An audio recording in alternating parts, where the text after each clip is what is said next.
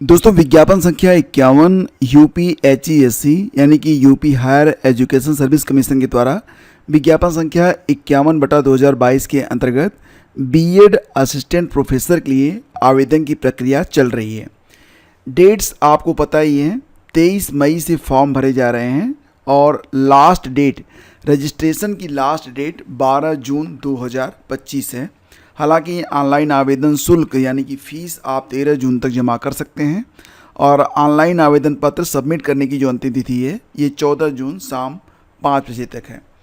यहाँ पर दोस्तों हम बात करेंगे उन अभ्यर्थियों के बारे में जो ऑलरेडी अप्लाई कर चुके हैं, यानी कि आपने साल 2022 में फॉर्म भरा था, लेकिन अब क्योंकि यहाँ पर आपको फिर से नया आवेदन करना है।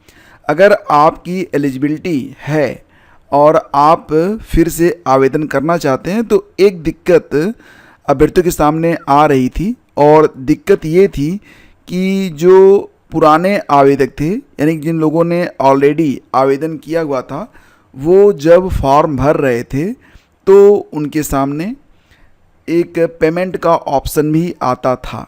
तो यहाँ पर जब आप विज्ञापन आप पढ़ रहे थे तो उसमें एक बात बहुत ही क्लियर लिखी गई थी कि ऑनलाइन विज्ञापन में पूर्व में विज्ञापन संख्या 51 के अंतर्गत सहायक आचार्य बीएड के पद पर आवेदन करने वाले अभ्यर्थियों को नवीन आवेदन करना है, परंतु उन्हें आवेदन शुल्क का भुगतान नहीं करना है।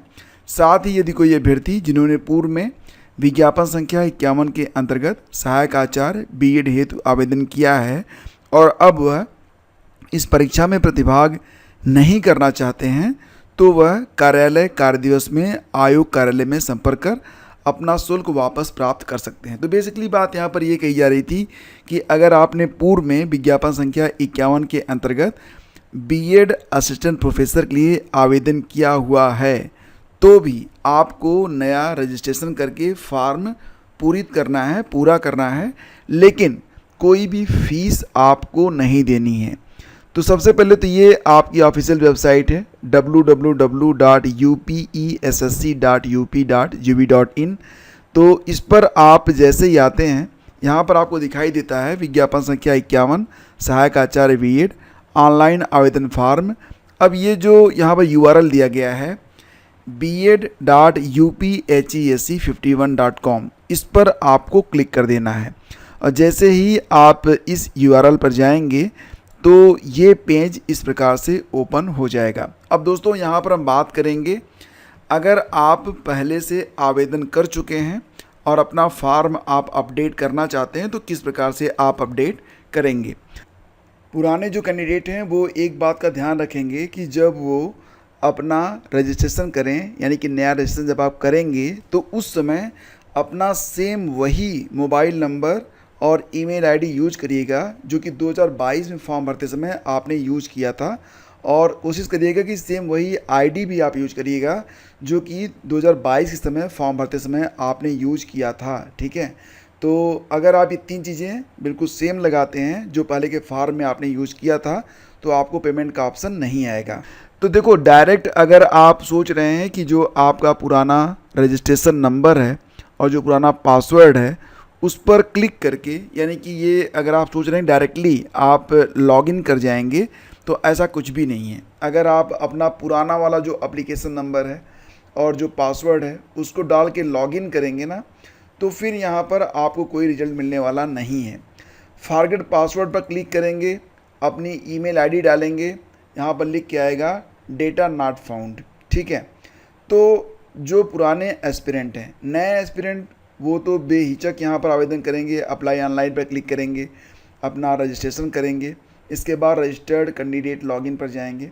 ठीक है, लेकिन अगर आपने ऑलरेडी आवेदन कर रखा है तो प्रक्रिया ये है कि सबसे पहले आप इस वेबसाइट पर आ जाइएगा bed.uphesc51.com पर। इसके बाद आप अप्लाई ऑनलाइन पर ऐसे यहाँ पर क्लिक कर दीजिएगा। यहाँ पर आप अपना सब्जेक्ट चुनिएगा जो कि एक ही सब्जेक्ट आएगा। इसके बाद आप अपना नाम चुनेंगे, कैटेगरी चुनेंगे, जो भी आपकी कैटेगरी हो, UR OBC जो भी है आपकी कैटेगरी। और अगर आप यूपी के हैं तो ही देखो कैटेगरी का लाभ आपको तब मिलेगा जब आप, मैं यहाँ पर थोड़ा सा लिख देता हूँ ताकि आप समझ पाएँ इसे, ठीक है।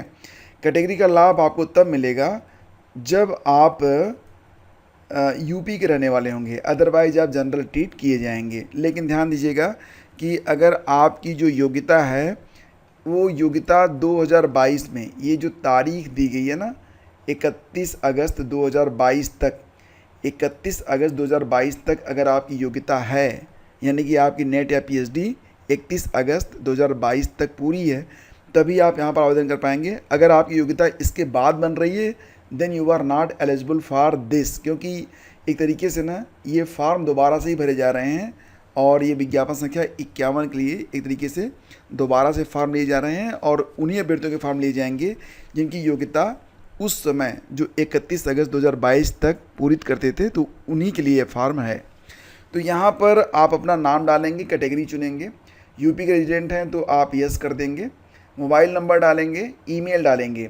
और ध्यान दीजिएगा जो भी मोबाइल नंबर आपको डालना है आप यहाँ पर डाल दीजिएगा, लेकिन जो ईमेल आईडी है उस पर करने के बाद आप जनरेट ओटीपी पर क्लिक करेंगे। ओटीपी आएगी, ओटीपी डालकर यहाँ पर वेरीफाई करेंगे, अपना पासवर्ड सेट करेंगे। पासवर्ड सेट करने के लिए आपको पता है ना, एक कैपिटल लेटर, बाकी सब स्मॉल लेटर, एक स्पेशल कैरेक्टर और कुछ नंबर भी आपको डालने पड़ेंगे। तो इस प्रकार से आप अपना यहाँ पर जो पासवर्ड है उसको क्रिएट करेंगे, रजिस्टर पर आप क्लिक कर देंगे। ऐसा करते ही आप यहाँ पर जो ईमेल आईडी डाले हैं वहाँ पर आपका एप्लीकेशन नंबर और आपका जो पासवर्ड है दोनों आपके ईमेल पर चला जाएगा, ठीक है। इस प्रकार से आपका रजिस्ट्रेशन पूरा होगा जिसमें आपको रजिस्ट्रेशन नंबर प्लस आपको पासवर्ड मिल जाएगा। इतनी प्रक्रिया पूरी करने के पश्चात फ्रेंड्स आप रजिस्टर्ड कैंडिडेट लॉगिन पर क्लिक करेंगे। अब आपका जो नया एप्लीकेशन नंबर है जो कि आपको अभी आपके ईमेल पर प्राप्त हुआ है, आप अपना एप्लीकेशन नंबर डालेंगे, पासवर्ड डालेंगे, लॉगिन पर क्लिक करेंगे और आप लॉगिन हो जाएंगे, ठीक है। अब यहाँ पर दोस्तों जब आप लॉगिन हो जाएंगे तो आपको बाकी जो डिटेल्स है वो इस प्रकार से सबमिट करनी पड़ेगी। यहाँ पर दोस्तों आप देखेंगे तो 5 स्टेप आपको दिखाई देंगे। पहला स्टेप पर्सनल डिटेल्स का होगा, तो यहाँ पर जो चीज़ें रजिस्ट्रेशन में आपने डाली थी वो चीज़ें ऑलरेडी शो होंगी, कुछ जानकारियाँ आपसे और मांगी जाएंगी। करस्पॉन्डिंग एड्रेस और आपका जो परमानेंट एड्रेस है वो आपसे पूछा जाएगा।